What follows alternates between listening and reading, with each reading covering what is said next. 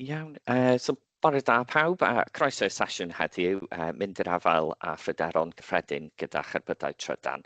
So good morning all, welcome to today's session, addressing common concerns with electric vehicles. So first thing to note, we're recording today's session and there's a link to our privacy notice included in the meeting invite as well for any further information. But yeah, so we're recording today's session. So the session is being facilitated by the WLGA's Climate Change Support Programme, which is funded by Welsh Government. And the aim of our programme is to help and support Welsh councils in preparing for a net zero public sector by 2030.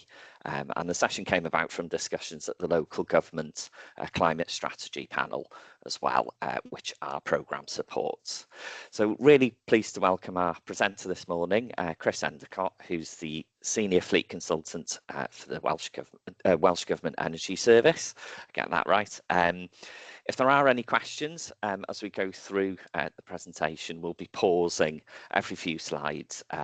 If there is anything you'd like to ask Chris, you can do so in the chat or raise your hand as well. Happy either way if there is anything. So I think that's everything I wanted to say. I'm pleased to hand over now to Tim Pepin, who is our Corporate Director at WLGA, to introduce the session as well. So thanks, diolch Tim. Yeah, diolch Dewi and bore da pawb. I chair the climate strategy panel that Dewi mentioned, and I just wanted to say a few words of context before I hand over to Chris. So back in 2021, Net Zero Wales Carbon Budget 2 was produced, and in that document there were a number of commitments that local authorities made to work towards net zero, and they covered buildings, procurement, land use and transport. And it was in relation to transport that one of the commitments made there was that we'd accelerate the transition to a zero emission fleet. Good progress has been made, but we do need to go further. So based on data that Welsh Government Energy Service collected, most recent data was that councils drive over 9,000 vehicles. And so far, 11% of the fleet has transitioned, so nearly 1,000 vehicles now are electric. That ranges from authorities from 3 in one authority up to 116 in the authority with the most electric vehicles. And importantly, in 2025, 64% of the new cars that were bought and 38% of the new vans were ultra-low emission vehicles. There is further work to be done on the specialist vehicle side, where only 151 of that nearly 1,000 vehicles are electric. Now that is based on the data that WEGES collected last year. They are in the process of updating that. And I'll put out a call, please, for those of you that need to send through your updated data, can you please get that to WEGES as soon as possible, because they will be producing the latest figures and we would hope to see that there's been ongoing improvement. Now, the Climate Strategy Panel set up task and finish groups to oversee the delivery of those commitments, and we've been working as a group, a range of support going on. There was a collaborative procurement exercise which enabled a group of authorities to buy a range of electric vehicles, and there's been sharing of good practice through the groups. Now, WEGES are part of that task and finish group, and therefore really pleased that we've got Chris here today to give us an overview of how we can take this work forward. So I'll hand over to Chris there. Thank you. Thank you, Tim. Morada, good morning, everyone. Right, I will start sharing my screen and get into the presentation. We've got a few slides to get through, so just give me a second. Okay, so is that all working fine now? Am I there? Good. Okay. So, right, what we're looking at are what we regard as common concerns. There are issues that are frequently raised when we're talking to teams, particularly people who are not directly engaged with transport. And we're quite happy about doing this presentation to members or to other groups, and to come and doing it in person if necessary, if that will help with the progress of electrification in your organisation. We've picked a few concerns here. As you can see, there's what, 8 of them there. We have a list that's about 20 long, but I think these are ones that have come up most frequently, and we'll work through them through this presentation, and as explained earlier, there'll be pauses for you to ask questions on the subjects. So first of all, we're going to kick off with pricing and price differential. And from our perspective now, particularly in the car fleet, this has almost gone completely. You'll be aware that our grant scheme no longer supports electric cars. We don't fund price differentials because we don't see there is one. We feel that they more than compensate for any additional costs. And in fact, in many sectors now, we're not seeing additional costs with all the manufacturer support, the grants from the UK government, and the keen pricing that we're seeing. And you can see from those prices there that were taken from recommended retail prices with the grant included in February this year, that some of the quite good electric vehicles in the kind of size category that you'd be using for pool vehicles are now lower cost than their equivalents, either petrol hybrids or petrol. We expect full convergence. It's later than we initially anticipated. I think we all expected to achieve full conversion 25-26. It's now looking later in this decade, not least because of both the Ukraine war and COVID. But and we're seeing that conversion is already starting to happen with small and medium vans as well. Where we do see a big price differential and where we do have grant support in previous years, we don't know what's going to happen yet this year, are with the large vans and with the heavy commercials, anything over 3.5 tons, and specialist vehicles like minibuses. So there's still support perhaps needed there to keep that sector moving along. Battery costs have really fallen significantly over the last few years, and also quite importantly, the energy density in those batteries have gone up. So from between 2010 and 2025, there's been a threefold increase from 110 to 350 in the amount of energy per kilogram of a battery. So that's why we see things like the early Nissan Leaf had a 24 kilowatt hour battery, and the new one has a 60, but it's actually, the new one is lighter than the old one, and has significantly greater range. And we're expecting this process of increasing energy density to continue. It's roughly a 40% improvement with each generation, and each generation is about every 3 years. So even if you can't do the job today, add 40% to that battery and think, well, would we be able to do it in 2 or 3 years' time by 2030? And the answer might well be yes. And that's what quite a lot of our modelling does in supporting transition. Price, I think the price, as you can see in that graph, has flattened out now. It has come a long way from $1,400 per kilowatt hour and is now sub 100. And will it go any further down? Well, possibly, but I think what's more likely to happen is we're likely to see improvements in density at the same price rather than cheaper batteries overall. So that will result in better range. We've got other technologies coming. Solid state lithium has been promised. Back in 2014, Toyota promised us vehicles that would do 750 miles in 10 minutes charging by 2020, which they didn't deliver. Then I think they're now promising us that later in this decade. I think people have found solid state batteries harder to put into production than they initially anticipated. And there's all sorts of other battery technologies out there that are beyond this decade, and certainly may not appear until the middle or late of the next decade, things like lithium air. Sodium, however, does seem to be progressing quite quickly, largely because it's a cheap technology, so that we might see that earlier than my estimate there. Battery electric vehicles are, generally speaking, significantly less expensive to fuel. I think we've still got to sort out tariffs in depots, and in particular to achieve the kind of off-peak tariffs that we get in domestic situations. I'm sure many of you are aware that things like Octopus Go in a domestic tariff, at the moment it's under 6p, but it's going back up again. It's less than 8 pence a kilowatt hour, so it gives you an average vehicle doing 3.5-4 miles to the kilowatt hour, cost of about 2p a mile, which compares very favourably with petrol, even at pre-crisis pump prices. It's really when you get out, start using fast and rapid commercial charge points, the price per mile of the EV starts to ramp up.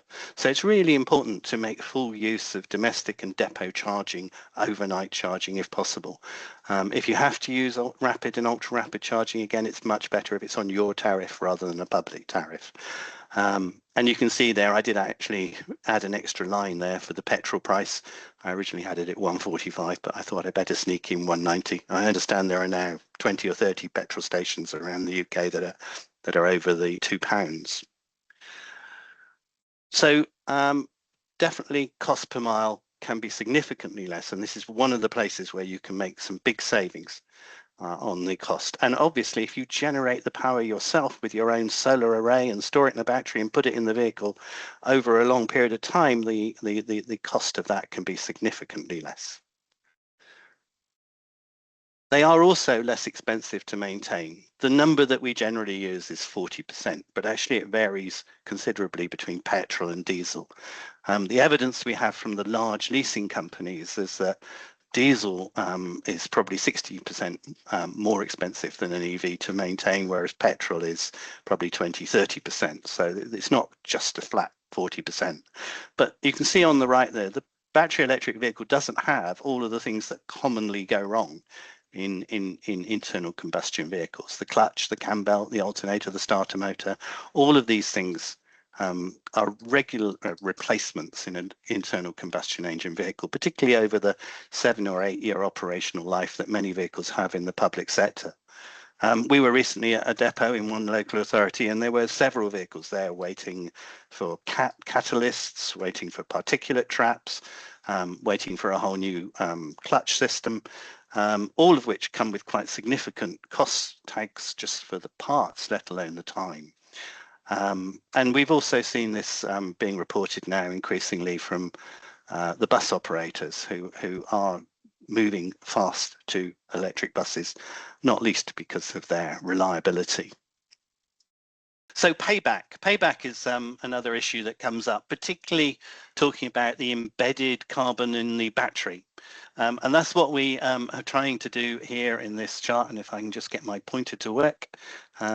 So you can see here, these two graphs are starting at different points. The yellow graph is the combustion engine, the green is the EV, and the difference between the two in terms of where they start from, this is how much carbon it's taking to make the new internal combustion, and this additional bit here is largely due to the battery.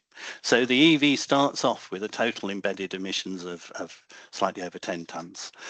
But over its lifetime, because it's getting electricity, and this is from the grid, this is using DESNZ data for the grid projected forward 10 years using their projections, this is its emissions over its lifetime. Whereas the diesel vehicle carries on burning diesel and carries on producing CO2, and that accumulates year on year. And we get to a break even after about 2 years. And these are the numbers. We're doing this on 10,000 miles per annum, 45 miles to the gallon. This is and 4 miles to the kilowatt hour. So this is for a car. But you can see here that this 60 kilowatt hour battery that we started off with in this electric vehicle can pay off in 20,000 miles or 2 years. And when it comes to bigger batteries, for example, in an electric RCV, 26-ton RCV with a 300 kilowatt hour battery, significantly bigger difference down the bottom here between the two, but nonetheless very quick payback because we get such poor fuel consumption from the internal combustion refuse vehicle. And this is only on 8,000 miles per annum, which is perhaps typical of local authority refuse vehicles, but maybe a bit on the low side for some fleets. So fairly rapid payback, providing you're doing the mileage. And this is really one of the key points for us in many of our reports. If you've got poor utilization, you have a long payback period. If you're only doing 2,500 miles, then that 2 years automatically becomes 8 years. And so we do, when we have telemetry data, we do point out low utilization, and this can be down to departmental fleets that are kept in silos, vehicles at the same site sitting around next to each other, unused for 2 or 3 days. So it's really critical before you go down the electrification process to optimize utilization of the fleet. Otherwise, you do have a long payback on the greenhouse gas emissions, and you have a long payback on the capital investment, as well as all the additional charging points and things needed for these additional vehicles. So to really highlight that. So, right, can they do the mileage? Well, just looking at cars, I think that's now well and truly answered. Yes, they can. What we've got here is two values. One is their WLTP value, and the other one is their real world value from the EV database.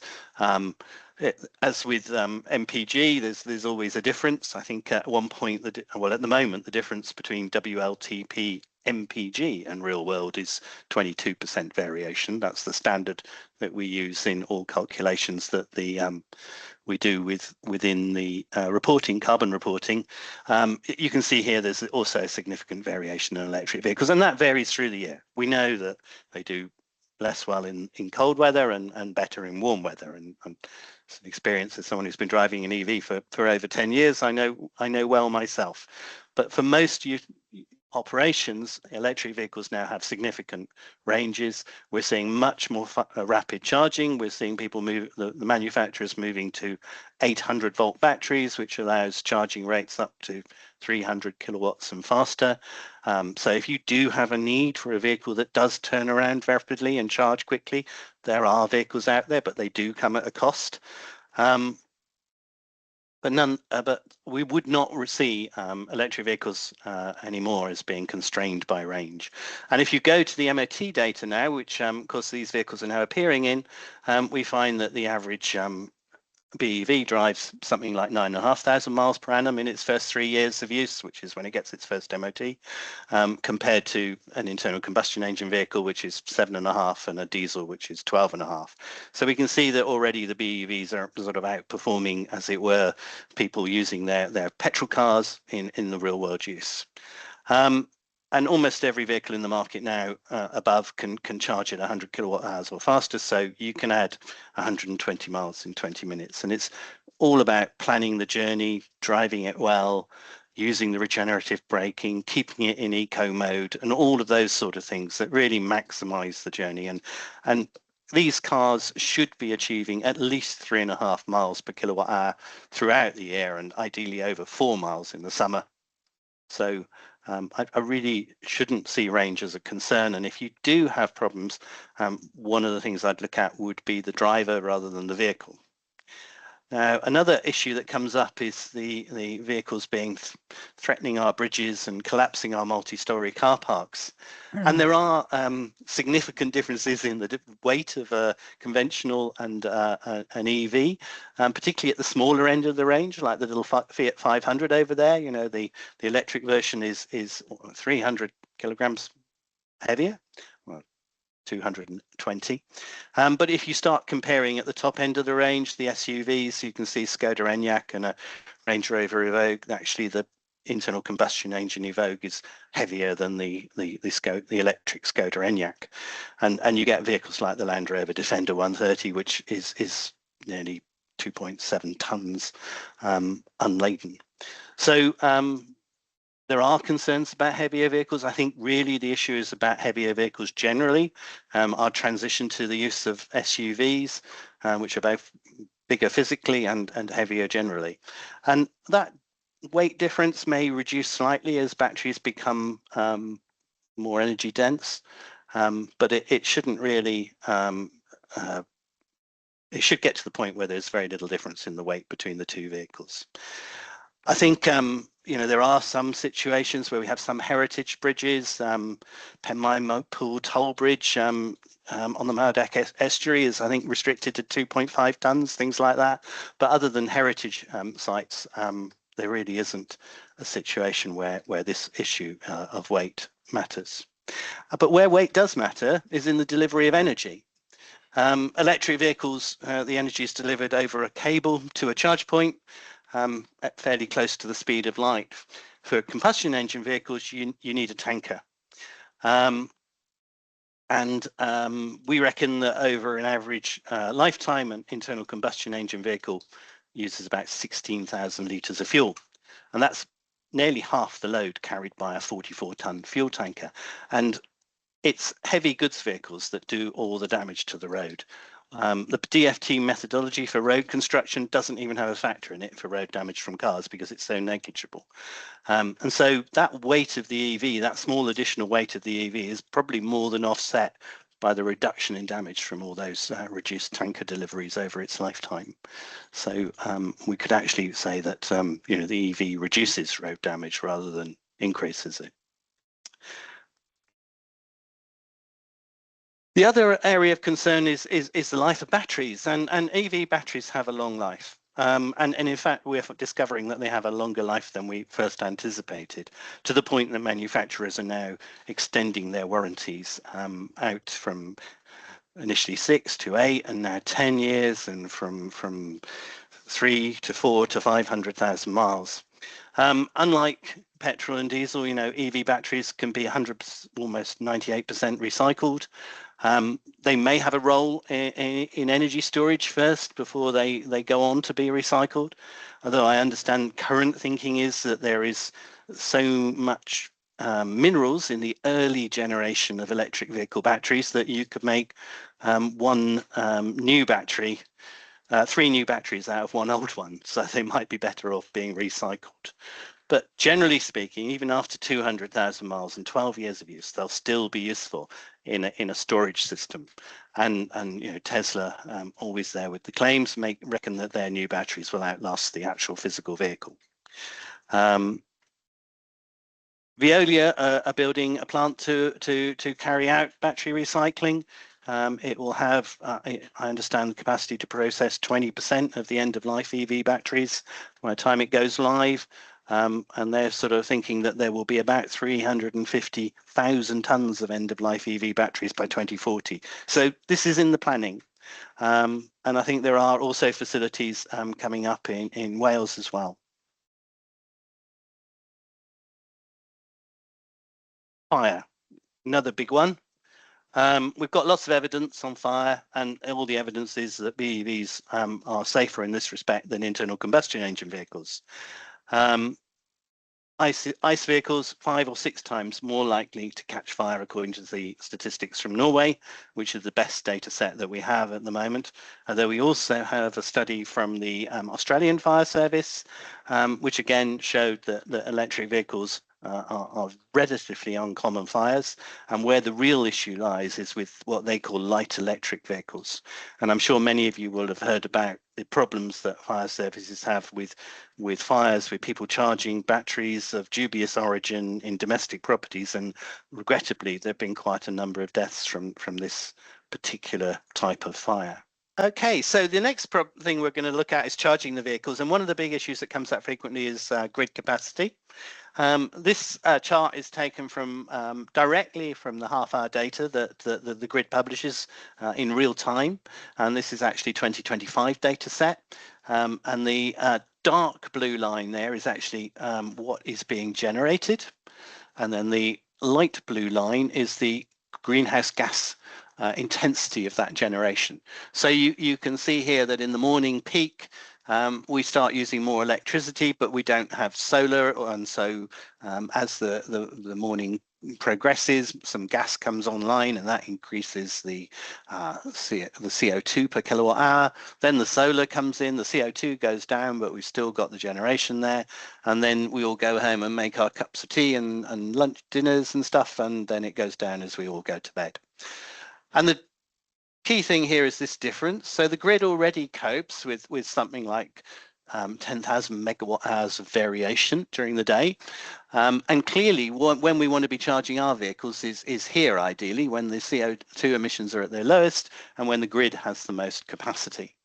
And so there isn't really a concern about the ability to generate the power the electric vehicles will need as we transition over the next 10, 20, 30 years. So we've got time to build more capacity, but we have sufficient capacity at the moment to more than meet the needs of the fleet. Where we do have a problem is with distributing that energy. And in 2025, we curtailed 10.2 terawatt hours of renewable generation, which is a huge number. According to the Energist, that's enough to heat every home in London in 2025. I have rather than heating homes, I want to drive vehicles, and that would be enough for 35.7 billion miles at 3.5 miles per kilowatt hour, which is something like 14% of all UK car mileage. So we really do need to make sure that we make full use of what we're already generating, and particularly as it's renewable, it's zero emission. There is an urgent need to upgrade the UK grid, and as you all know, that is actually in process at the moment, although maybe more slowly than one would ideally like. But with a combination of regional, community, business and domestic storage, like the system over on the left here, which is, this is a domestic house with a battery and solar and a car. There is no reason really why we should be curtailing this much electricity. We could be storing it in the vehicles themselves and in domestic batteries and depot batteries and regional batteries, and then putting it back in the grid at peak and making sure we don't have to bring that gas online. But also we could be using the vehicles themselves, and we were talking to a electric heavy goods vehicle manufacturer who a couple of days ago, who now do vehicle to grid. And we did say to them, well, what's that going to do to the warranty? And they said it's not a problem. Even if you did vehicle to grid every day, you'd still have 15 years worth of cycling the battery based on its standard warranty. So you could imagine a situation where a very large fleet of heavy goods vehicles in a depot over the weekend could represent quite a significant battery and have the opportunity to actually earn some money on vehicle to grid services. So I think there is quite a lot to come in this area, and it's a very exciting development really, is the use of battery storage both at scale and domestically and in vehicles and in depots to smooth out and energy use. Now, I'm hoping to replace this slide soon with ones from Denbighshire and Merthyr and Newport and others. This is Exeter. I expect you've all seen this before. This is their solar site, which is on an old landfill. They've got a cable that goes up to the depot up here where they've got a big battery which charges their electric RCVs. And this was all installed for them by Mere and Statkraft. Now we've got in Denbighshire already in the Bodwellian depot, we've got solar on the roof and a battery, and then that went live recently and has almost stopped import from the grid entirely, although it's also running things like air source heat pump to heat the depot workshop. I know that also there are similar things going on in Merthyr and Newport, and my plan is to get some pictures and get this all updated soon. But I think this is our ideal, because we are generating our own power. It's genuinely 0 grams of CO2 per kilowatt hour. It comes at a fixed price for 25, 30 years. And the battery allows us to store it during the day and put it in the vehicles at night. Right, the next thing we're going to get into is some of the bigger issues around where does all this stuff come from. Global lithium production. Right, so this is the most recent data I can get, which is from the British Geographical Society and the US Geographical Society. So this is production of lithium, and this is where it all comes from. This is out of the ground. And at the moment, we're at about 250,000 tonnes, but it's going to be going up significantly from that over the next few years. We have two main processes. We do hard rock and we do evaporative. Australia and Chile are the principal exponents of those two different technologies. And some of the issues are things like water usage with evaporative, intensive energy use with hard rock, but we can use electricity, so it could be green. The evaporative process produces a lot of brine, and I think I put in comma here the usual issues, but we know that with almost all extraction processes worldwide, there are always issues with groundwater and indigenous rights. As an industry, mining doesn't seem to have really addressed those over the years. The key thing here is it's only really since 2023 that transport has overtaken consumer use of lithium. Up until 2023, the biggest use of lithium was in batteries for your laptop and your phone and all those other sort of consumer uses, toothbrushes and the like. But only a couple of years ago did cars and vans and trucks overtake consumer use of electricity. But by 2030, this production could have gone from 250,000 tonnes to nearly 1 million tonnes, which is a significant difference. And there are places even like Cornwall, where we're now looking at extracting lithium from groundwater. But lithium is still at the moment only a very small part of the technical metals that we mine. These are all the other ones: tin, molybdenum, cobalt, all sorts of other things that we need for laptops, for computers, for chips, all the things that we take for granted in everyday use. But even those technical metals are themselves a small component of the industrial metals. And this is all the technical metals and lithium in this little green bar on the right here. These are all the metals that we're perhaps more commonly aware of: the aluminiums, the zincs, the lead, the copper in our pipes around the house. 202 million tonnes of those every year. But again, they fall into insignificance when you look at what we do in terms of fossil fuels and iron. So all the rest is in this little green box down on the bottom here. Everything else that I've spoken about up to now. Most of what we get out of the ground is coal and crude oil and iron. And the key difference, of course, with coal and crude oil is that you get them out of the ground, you burn them, and then you go back next year and get more. Any idea of recycling them is not going to happen. So once you've burnt that, you need to go back and get more. Once a wind turbine or a solar panel or a battery is constructed, then that's it. And if you take it apart, you can recycle most of it. Although there are issues with the glass fibre in the wind turbine blades at the moment that the industry is dealing with.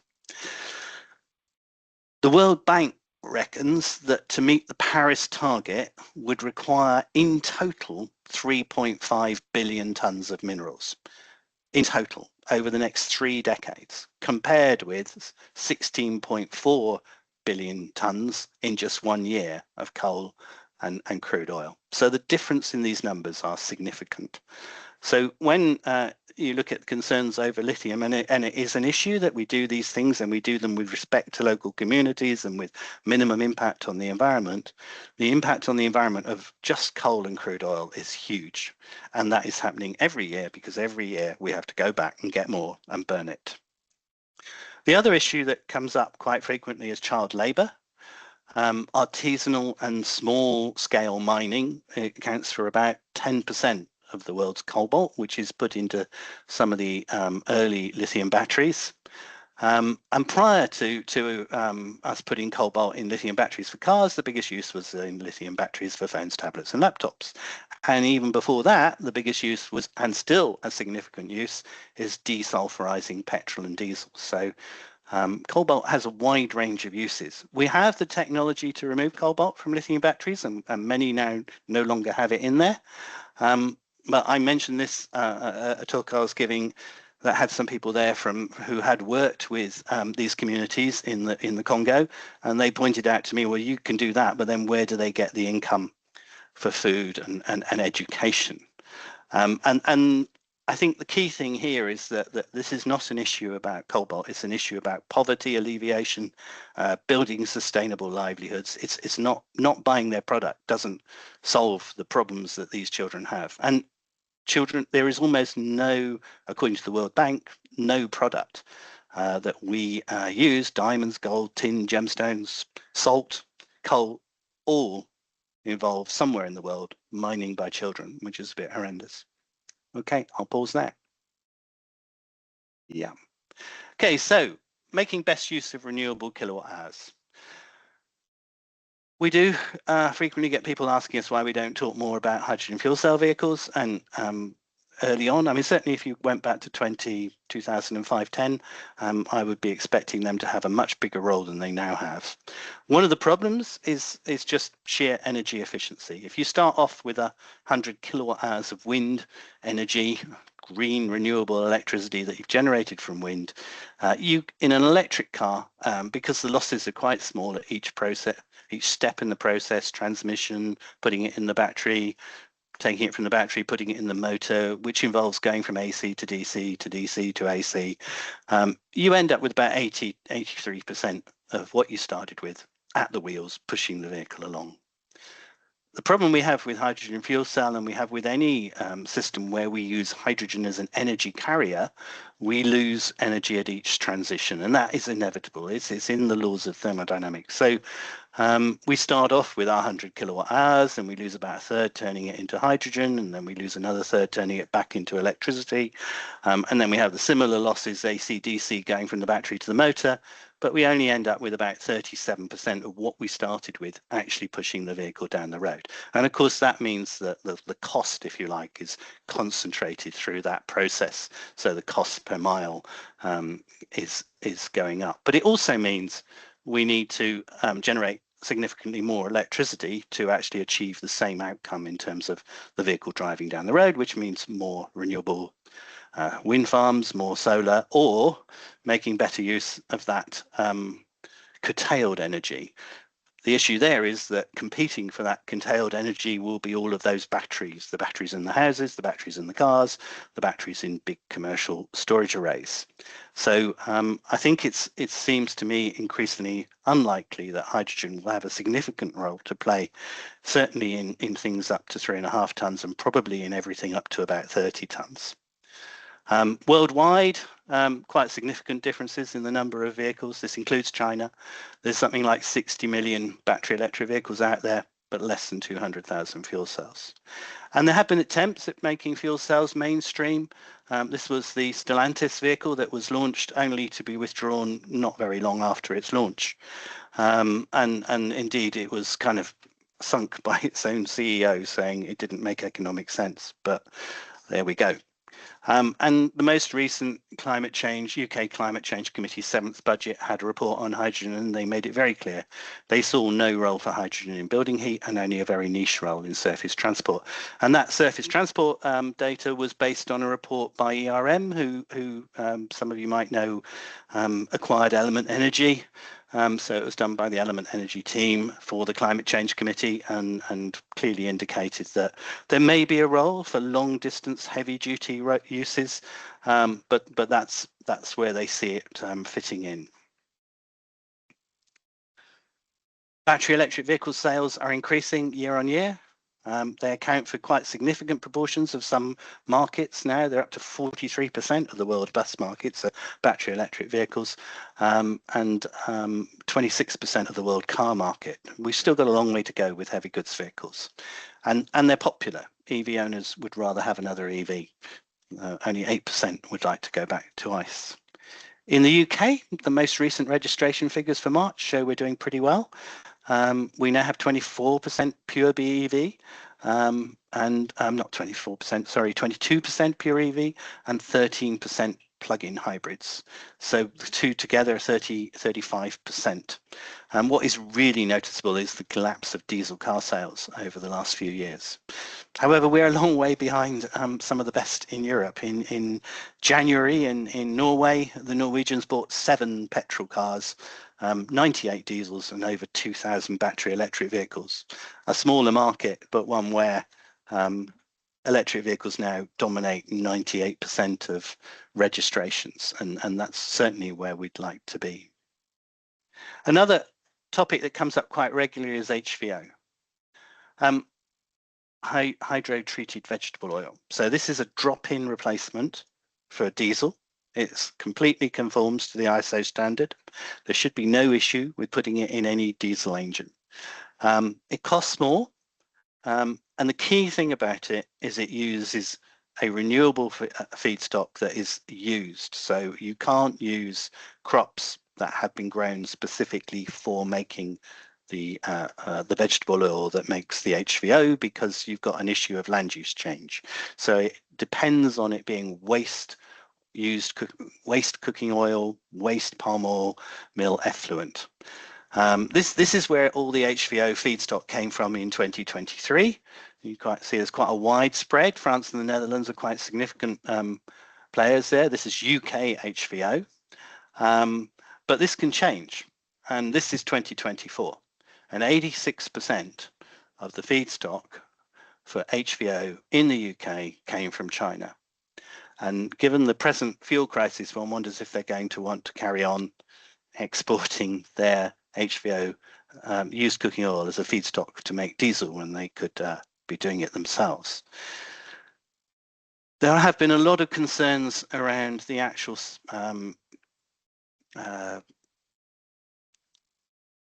certification process, that this is genuinely used cooking oil. There is sometimes a situation where the cost of the used cooking oil is, or the VAT, the selling it is actually higher than the cost of virgin palm oil. So there is a huge temptation to dilute the used cooking oils. There have been significant prosecutions, including of customs staff in Indonesia. There have been arrests in Belgium over passing off virgin palm oil as used cooking oil, and there was a BBC investigation recently that also highlighted these issues. So we think there is, like we've seen with carbon offsets, we think there is concern that there might be a significant reputational risk around the use of HVO that you need to be aware of if you're going to go down that route.